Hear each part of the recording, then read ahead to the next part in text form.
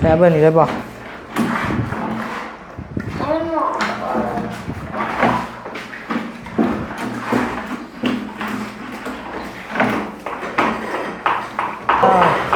คืออยู่อ่ะเลยคักบ่ได้อยู่บ่หักชี้เยิ่มได้หน่อยหนึงล้ำมาล้ำแถวกลางนี่ได้แล้วหามแถวนะฮะนี่เหลือแต่แถวขอบนี่แถวขอบนี่เหลือแต่แถวขอบนะนี่แหละบ่ทาเลยนะเพื่อนก็ที่บนนี้อยู่กับบนนิ้วและทาเองมาจับทานะนี่เดวี่นี่มันก็ข่าวเห็นไหมมันก็ข่าวโอ้มันถือง่ายได้เฮ้ยซีนี่ร่างของเนี่ยตัวซีนะตัวซีนะบนนะคือกันมันนะถ้าหนังได้จ้ะ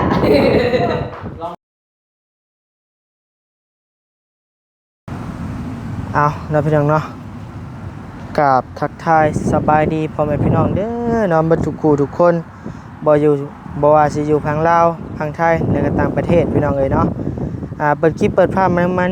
มาในมื้อนี้พี่น้องเอ้ยเมื่อยว่าบ่ถึกแล้วพี่น้องเอ้ยเนาะบ่นิวกับบ่บี้แล้วก็น้องบุญทวีลุยพี่น้องเอ้ยเนาะทาสีห้องน้องบุญทวีอยากให้มันแล้วพี่น้องเอ้ยเนาะแต่ก็โอ้เมื่อยพี่น้องเอ้ยลอยมัดคอนี่ทาสีมันได้เงยตลอดเริ่มยอมแล้วใช่หนาคืออยากมืดแท้อยากยอมแล้วพี่น้องเอ้ยยังบ่แล้วห้องซักเมื่อยมันได้เงยไปเงยมากำลังสีแล้วพี่น้องเอ้ยเนาะยังพากันเห็ดอยู่วันนี้เปลี่ยนให้บอบบี้เพิ่นจัดการ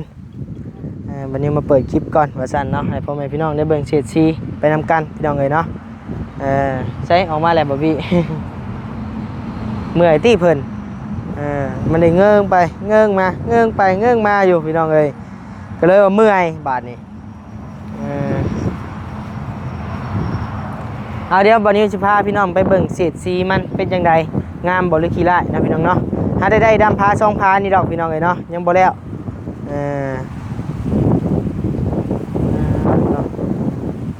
ใช่น่ะคือมาแหละเมื่อแหละฮะแล้วแหละพาเจ้า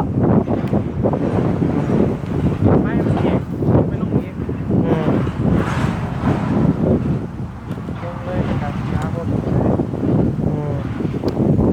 โอเคพี่น้องเอ้ยเนาะเดี๋ยววันนี้จะพาเขาไป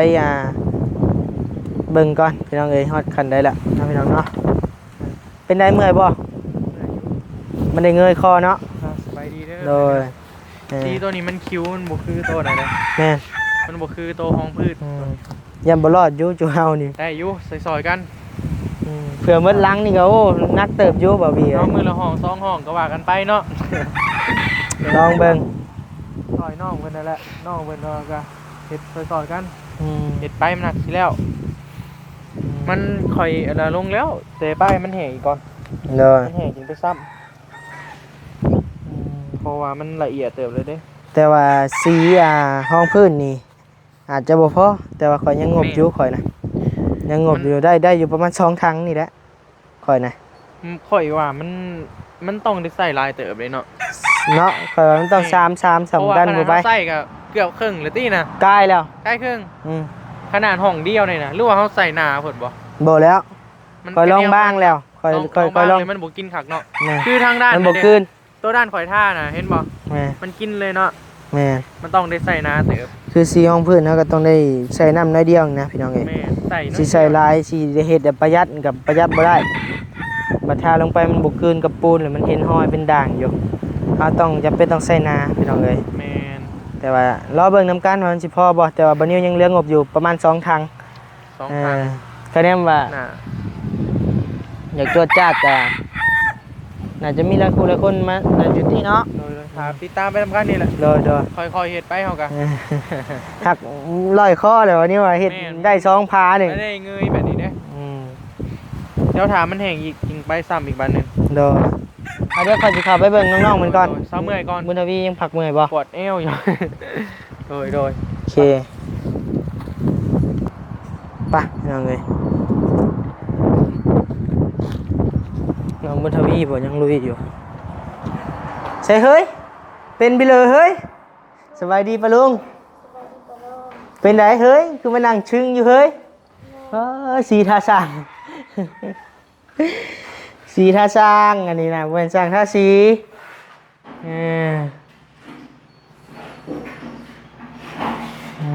ต่อไปพี่น้องเอ้ยขับไปเบิ่งน้องบุญทวีเพิ่นลุยผู้เดียวเลยห้องเพิ่นพี่น้องเอ้ยหมู่พักผ่อนเพิ่นยังบ่พักอยู่และพี่น้องเอ้ยเนาะ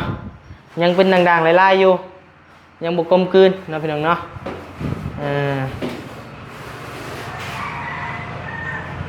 งามอยู่เนาะพี่น้องเนาะ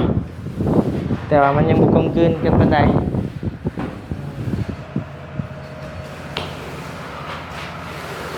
นี่แหละพี่น้องเอ้ยสีผสม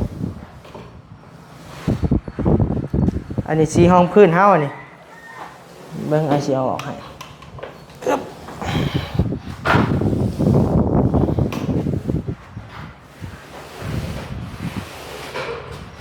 กะเบิ่งว่า4ทางนี่สิพ่อบ่นิ้วคิดว่าบ่พอพี่น้องเอ้ยมันได้ลำไปลำมาอยู่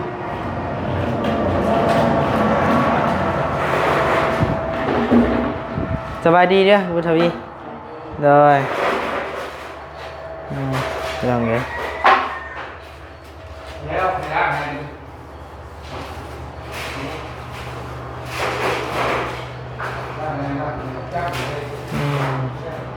งามอยู่พี่น้องเอ้ยเนาะป้าเมื่อยจนว้าวอันออกหูเลยพี่น้องเอ้ยมัดในหูนี่ เมื่อยว่าบุญทวีลอยคอเนาะสู้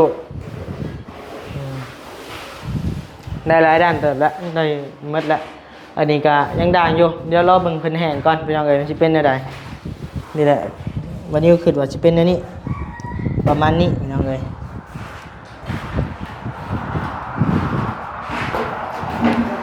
เฮาบ่แม่นมืออาชีพก็จักสิเนียนซำได้แล้วพี่น้องเอ้ยเนาะได้จำได้จำหนึ่งก็เอาได้เนาะบุญทวีเอ้ยบ่แม่นมืออาชีพพี่น้องเอ้ยด่างๆลายๆไป คิดว่าสิง่ายบ่ง่ายพี่น้องเอ้ยยอมบ่นิวถ้าลำลายเถื่อเลยยังบ่ได้อยู่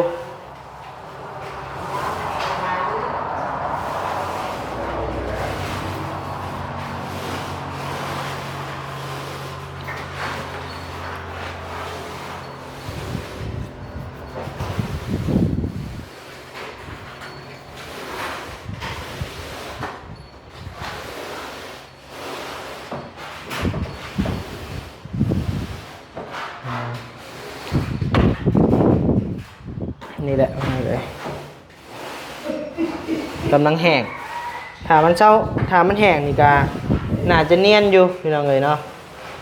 น่าจะงามอยู่ควันบุหรี่แบบเท่าๆนะพี่น้องเอ้ยพอดีดอกไฟตอบใส่กับพอดีแจ้งๆพี่น้องเอ้ยบ่เข้มปานใด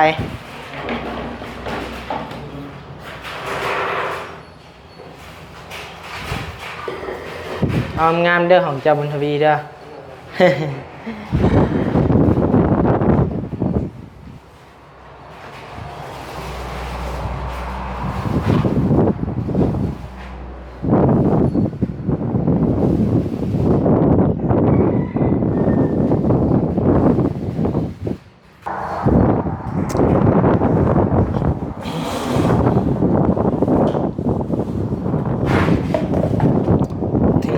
เลยก่อน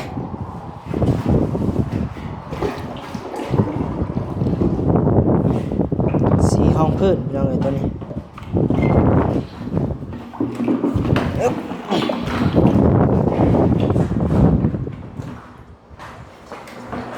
สิเบิดเลยพี่น้องเลย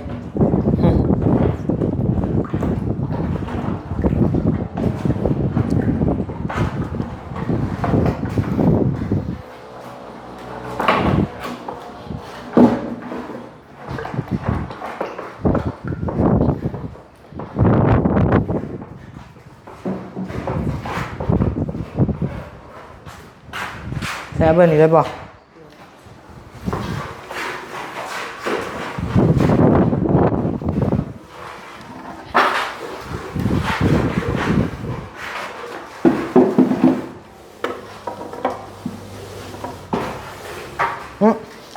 หัวติดสีแม่นบ่ฮะบ่มีบ่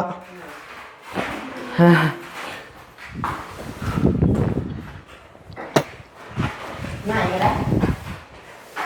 มาใส่ฟ้ามาสอดกันฮะบ่เป็นสบายเด้อตน เป็น เป็นเมื่อกี้นี่คือถ้าเป็นค่อยครับ เป็น ฮะ เป็นเหตุเป็น ทาไปเลยแหละทาไปริมมาลอยเจ้าเลยแหละเอาลองเบิ่งดูไปอีกคราวนี้เนาะไม่ได้ว่าบ่เป็น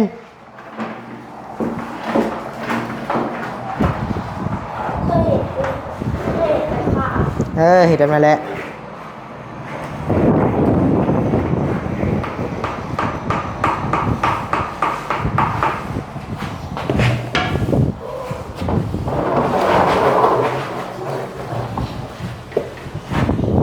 ก้อนไหนได้ไหมพวกก้อน ฮะ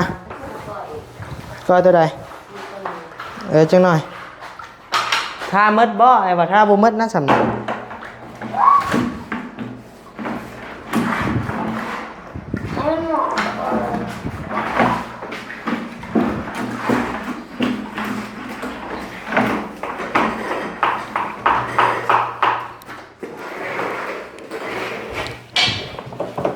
นี่มันคือหลุดนี่หรือว่า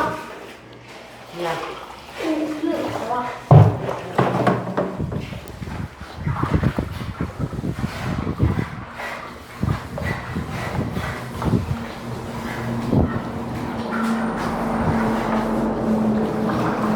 เอ้า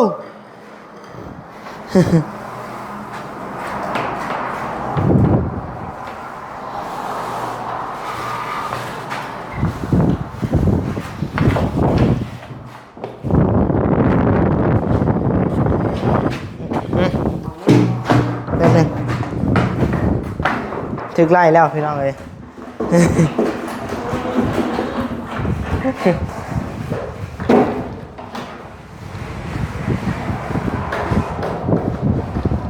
ลมเนาะ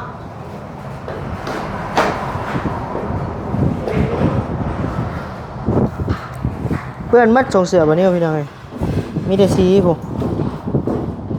เอาไปกระเต้นเด้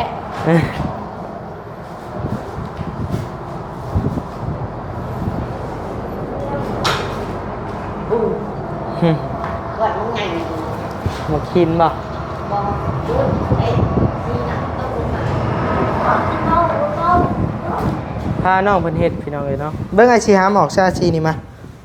มันเกะกะมา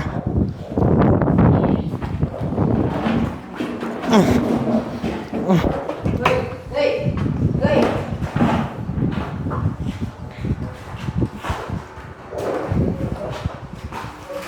โอ้แห้งมาเลยงามเว้ยเส้นนี่เฮ้ยคือเยิ้มอยู่เฮ้ย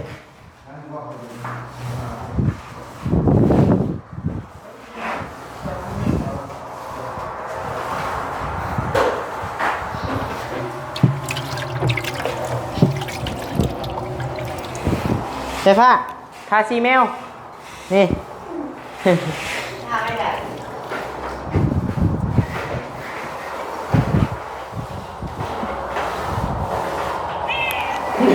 บ่อยได้ก็ถ้าไม่แบบบอกกันนะ แม่ชุบมาเบิ่งดูลูกเจะท่านี่งามอยู่บ่โอ้ใส่ผ้ากับท่าเป็นเว้ยงามอยู่บ่ฮะโอ้คือพี่น้องเอ้ยให้แม่ชุบผู้ใดมาเบิ่งพี่น้องเอ้ย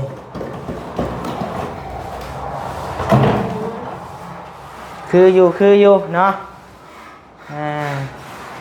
ซอยๆกันไปมือละห้องละได้ไปมือละพาก็ว่ากันไปพี่น้องเอ้ยถ้าว่ามีงบค่าสร้างนี่สร้างนี่สิละเอียดกว่าพี่น้องเอ้ยเนาะ คะแนนบ่มีแล้วก็ซอยกันไปนี่แหละพี่น้องเอ้ยจนมาแล้วจักสิแล้วมือใด เออ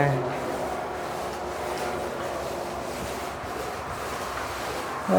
คือสายฟ้าคือ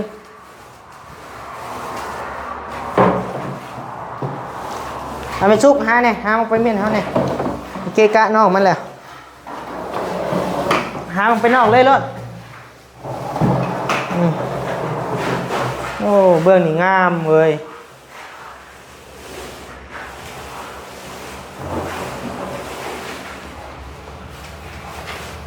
บ่มีด่างเลยเบื้องน่ะเดี๋ยวมันแห้งงามเลยได้นี่ นี่ออกนะโว้ย ออกนั่งเหรอเมืองเปลี่ยนกันเอาขึ้นดิเด็กมาหอกทีวีรู้ไหม โอ้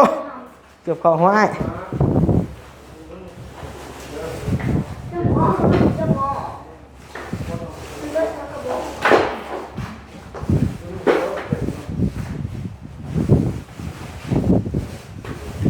เห็นแล้วฮึดคือโอ้สิแล้วพานี่น้องเอ้ยใช้พอสร้างมาเบิ่งดูลูกชายเจ้านี่คืออยู่บ่นี่โอ้งามเว้ยเอี่ยมเสยใช้แล้วเราบ่เวียงนะมาเบิ่งลูกชายมึงดูคืออยู่บ่ใช่โอ้ออกนอกเลยบ่ปะนี่คืออยู่อ่ะ ตักแล้ว เออ เลยตักพูดเลย คักบ่ ตักแล้ว ได้อยู่บ่ แล้ว หักชี้เยิ่มได้หน่อยหนึง แล้วย่อนรับ เออ พี่มันก็มันบอกพี่มันบอกมาแต่เอาลงคือ พี่น้องเอ้ยโอ้งามได้บัดแห้งก็ได้เนาะมีเงินเด้วันนี้ก็จะเฮ็ดเฮือนเอาซีนี่ไปท่าจักปีได้แหละสิได้พี่น้องเอ้ยเฮือนก็ได้เนาะยังอยู่เฮือนมุ่นเฮือนมั่งอยู่วันนี้ก็ได้เฮือนพ่อเฮือนแม่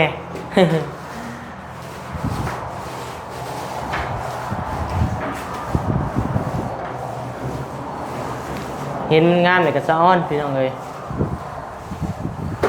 ทำที่สุดเลยแหละ ยังแย่เอาโตนี่เฮ็ดบุญเฮ็ดในใดเฮยจังได้เฮือนนี่เฮย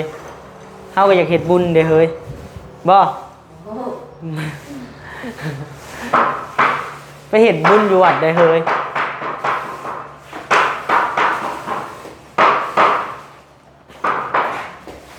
ไปได้จังล้ำมันทำให้มันแห้งก่อนผู้ล้ำทั้งเทิงหัวมันเบียบผู้ เนี่ย หึ เอาตังค์มาหนึ่งตัว ต่างบ่โอเคลูกพี่โอเค เอาเลย โอเคบ่ยากจัดไปลูกพี่จัดไป โอ้ยให้ลูกพี่ใส่ผ้าก่อนเอาลูกพี่เอาคือยังไงขับเว้ยโอ้ทางทำกันได้เฮ้ยว้าวโมนี่เนาะ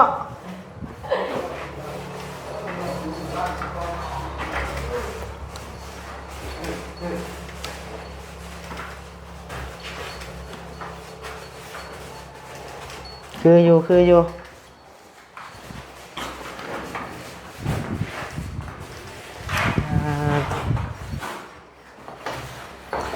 ไม่ก็ได้ทุยหน้าทุยหลังอยู่พี่น้องเอ้ยบ่นิ้วก็ได้ เด้อหัวเด้อ เท่น่ะ ใส่มาใส่น้ำมันนี่ดีกว่าหัวมาพี่ เด้ฮามอันบุญวีจะเอาไม้ตัวสั่นให้น้องไปตัวยาวมันจำถึงกู นี่ก็ได้ตัวฉันก็ได้ เอาตัวสั่นนั่นแหละเอาลงเอาลงมา ตัวได้ ให้อ้ายเพิ่นเฮ็ดไว้ตัวเทิงหน่อยไว้ ลง ให้เพิ่นเฮ็ดเอาเฮ็ดตัวใหม่นี่เฮ้ยตัวเทิงชุดผู้เฮ้ยโอ้ว่ะรวดลงมาเลย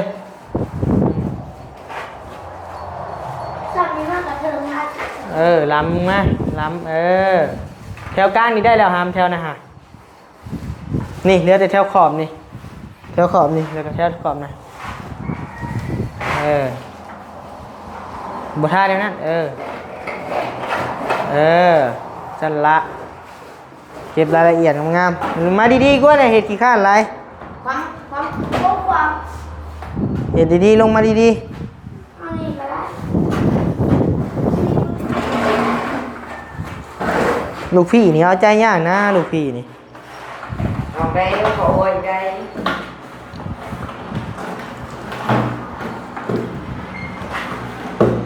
บอกเด้อ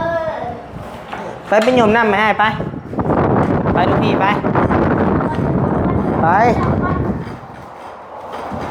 มีโยมจะหนีไป เอามอนแล้วก่อน โอ้ขอตา ใครจะเที่ยว อืม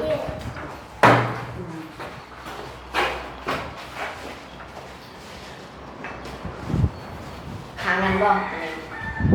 โดยข้างนี้ก็ได้เดี๋ยวถ้ามันแห้งก่อนมันได้แล้วข้างนี้นะมันได้แล้วมันคือแล้วโอ้แล้วได้นี่พี่น้องเงยห้องหนึ่งนี่มีแต่เก็บรายละเอียดนี่เครื่องหัวนี่แล้วก็นี่ฮัมนี่ แล้วได้กี่ทางได้แบบนี้ ฮะ กี่ทางได้แบบ เบ้อ แล้วแบบอะไร ขอแรกสามแบบ หอมภาษาที่นอนได้บอกเลย น้อย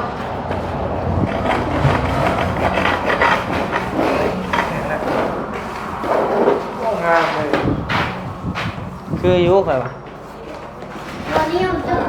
วันนี้ผมจะเรียน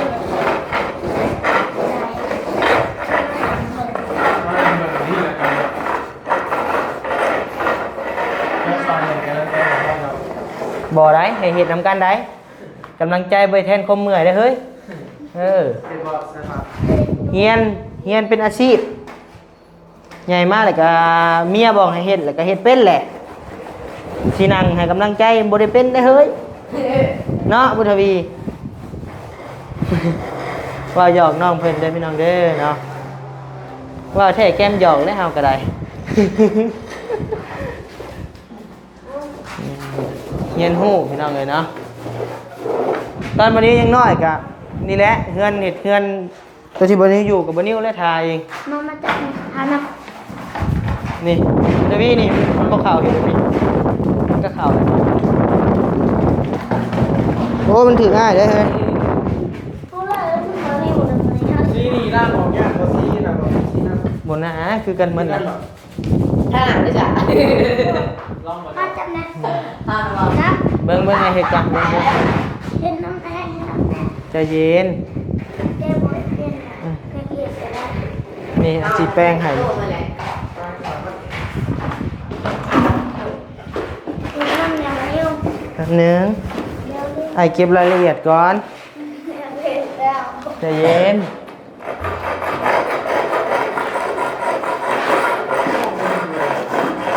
นี่ลองเปลี่ยนนะ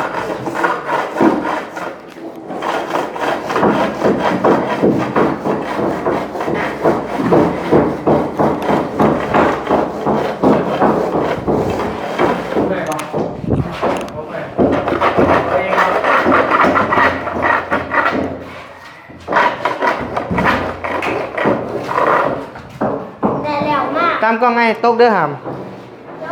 แล้วแรกมากเห็นน้ำ ไปเฮ็ด ด้วย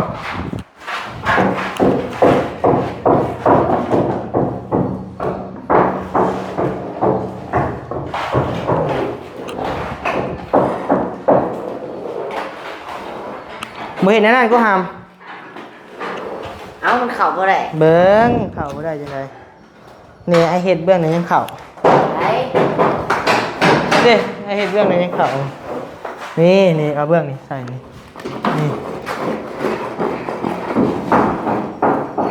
อันเด้เป็นยังสิบ่เข่าฮะ ก็มีเข่าก่อยเนี่ย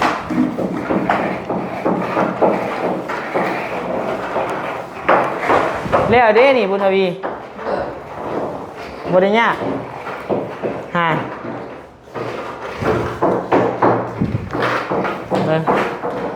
เอาเห็ดได้ไหมเห็ดนะเอานี่ข้างเมืองนี่นี่ข้างเมืองนี่